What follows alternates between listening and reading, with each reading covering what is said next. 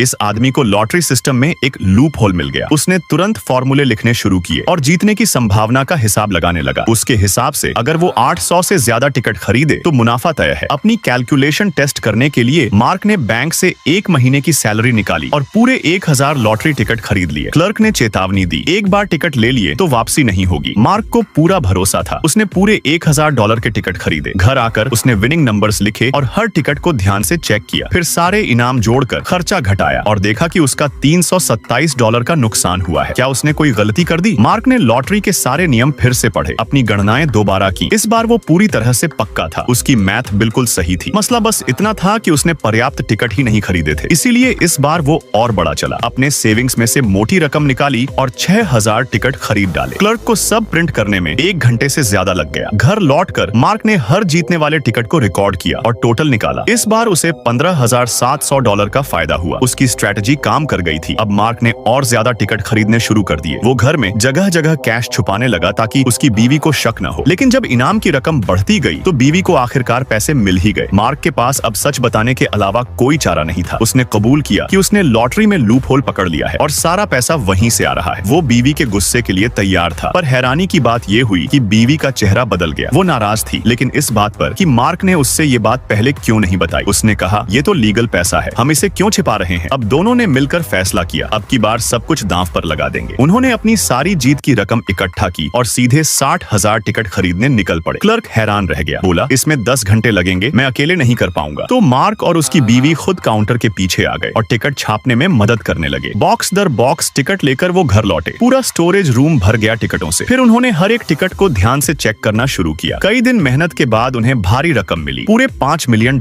लेकिन अब की बार रकम इतनी ज्यादा थी कि छुपाना मुश्किल था। लोगों का ध्यान खींचने से बचने के लिए उन्होंने एक और फैसला किया। अब वो किसी नए शहर में जाएंगे और वहीं अपनी किस्मत आजमाएंगे।